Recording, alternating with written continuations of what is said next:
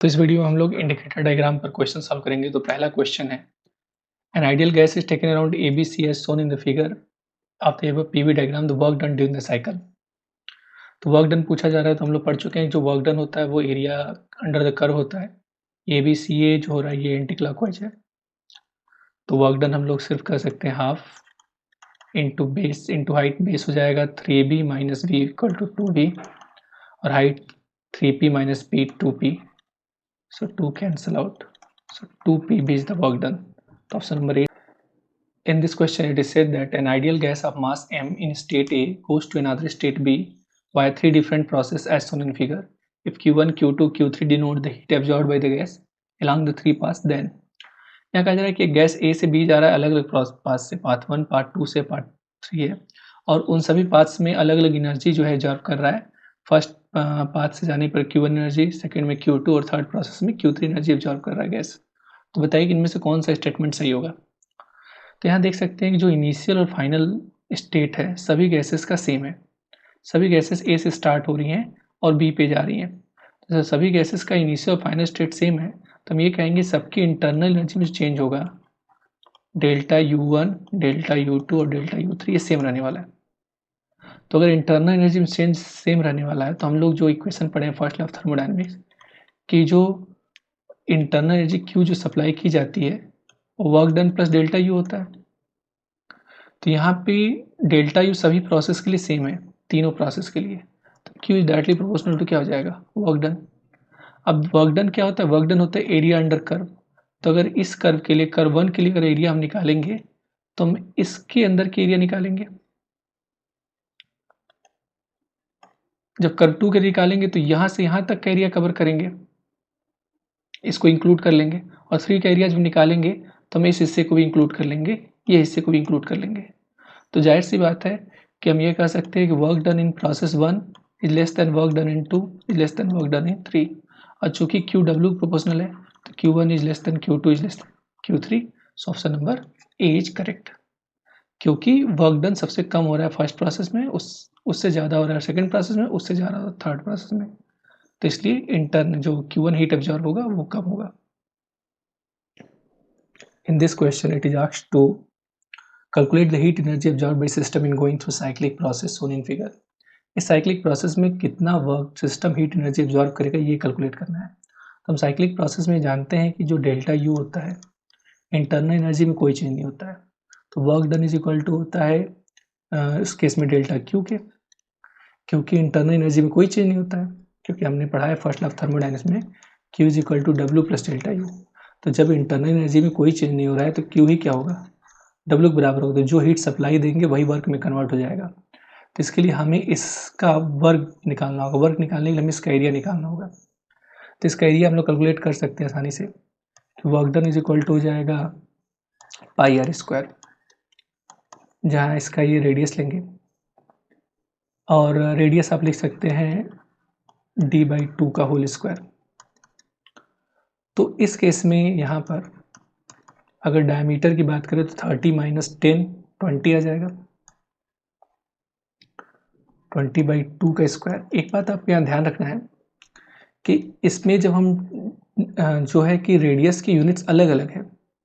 Normally circle में हम लोग रेडियस की यूनिट सेम लेते हैं, बट यहाँ पे एक एक्सिस इधर से ले रहे हैं वॉल्यूम से, एक प्रेशर से। तो इसकी यूनिट है किलो पास्कल, इसकी यूनिट है लीटर में, इसलिए हमें यूनिट भी सब्स्टिट्यूट करना होगा। तो इसका यूनिट हो जाएगा किलो पास्कल का 10 के पावर 3 किलो के लिए, और जो लीटर इसको मीटर में कन्वर्ट करेंगे तो हो जाएगा 10 के पावर -3 मीटर क्यूब। तो ये कैंसिल हो जाएगा और ये आ जाएगा 10 का स्क्वायर 100 पाई। तो इस तरह से इसका आंसर हो जाएगा 100 पाई या 10 स्क्वायर पाई जूल। तो ऑप्शन नंबर सी सही है। नेक्स्ट क्वेश्चन की तरफ मूव कर रहे हैं हम लोग।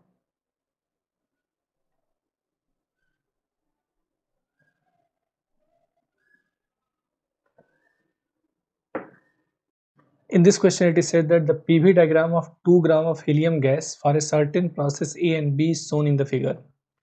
What is the heat given to the gas during the process A to B? यहाँ कह रहा है कि 2 ग्राम हीलियम की गैस को किसी सर्टेन प्रोसेस में A से B लेके जाया जा रहा है। बताइए कितना हीट सिस्टम को दिया गया। तो सिस्टम को हीट गिवन हम लोग फर्स्ट लॉ ऑफ थर्मोडायनेमिक्स से निकाल सकते हैं कि Q इज इक्वल टू होता है W प्लस डेल्टा U।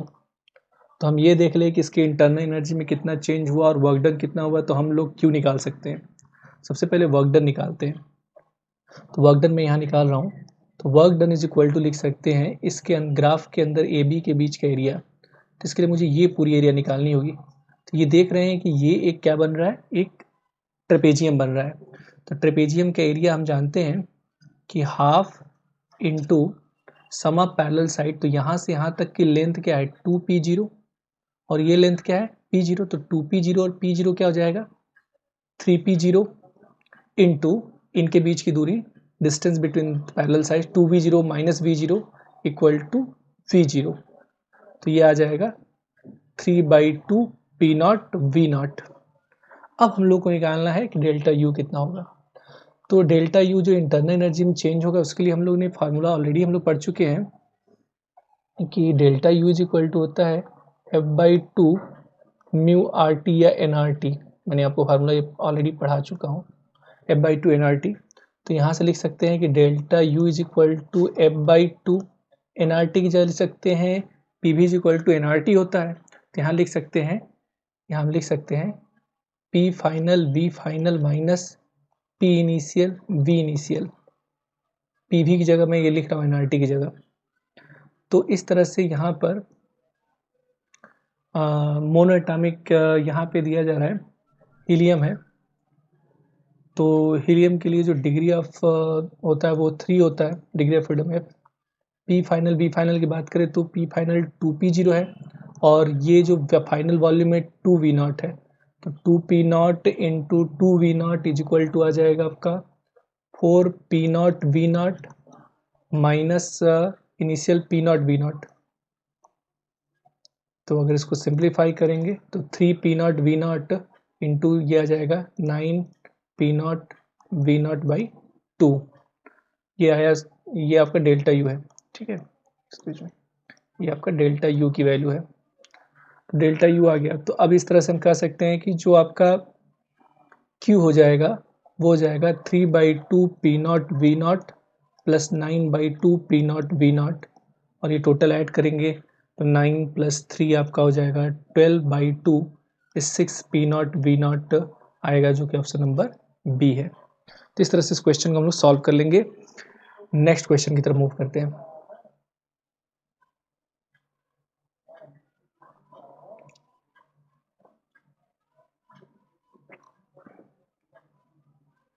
तो नेक्स्ट क्वेश्चन है PV diagram for ideal gas is shown in figure, work done by the gas in process ABCD।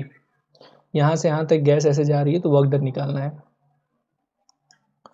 देखिए वर्क डन निकालने के लिए अगेन हम टोटल एरिया निकालते हैं। तो A से B में हम जा रहे हैं तो देख रहे हैं कि गैस कॉन्ट्रैक्ट हो रहा है, कंप्रेस्ड हो रहा है, इसलिए इसका वॉल्यूम यहाँ घट रहा है तो वर्क डन निगेटिव होगा।